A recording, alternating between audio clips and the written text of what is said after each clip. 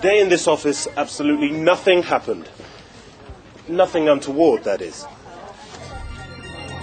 Sarah didn't slip on the spilled coffee in the corridor. Thomas didn't trip over the trailing computer cable. Alicia managed to shut the top drawer of the filing cabinet just before the whole thing toppled over onto her and Jack, who clearly missed his vocation as a high-wire artist and managed not to fall off the top platform of the office steps while reaching up for a heavy package in the stationery cupboard. By a complete stroke of luck, the heavy tape dispenser that would have hit Mark on the head bounced harmlessly onto his recently vacated seat. Bill didn't suffer an asthma attack because there wasn't much aerosol cleaner left in the can, so he had to use it sparingly. And luckily, he avoided breathing it in because someone had left the window open, ventilating the room.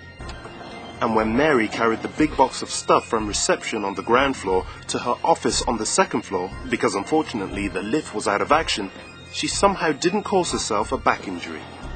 Best of all, Zaki's overloaded power socket managed to make it through another day, without causing a major fire and destroying weeks and months of work, and possibly sending the entire company into liquidation. Which is just as well, as he didn't know where the fire extinguisher was anyway, let alone how to use it. Every day in the vast majority of offices, absolutely nothing happens. Accidents, that is. And that doesn't make very exciting news. But the fact that accidents don't happen every day doesn't mean this office or any other is safe. Looking at the overall figures for injuries, by far the greatest cause, nearly 40%, is slips and trips.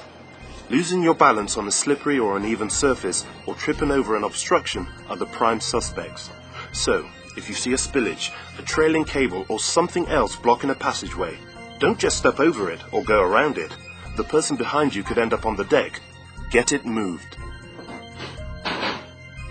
Are the floors in your office uneven, or is the carpet ripped? Ask someone to fix them, nicely. Almost 20% of injuries result from handling and lifting, and we'll look at the correct way to lift things in a minute.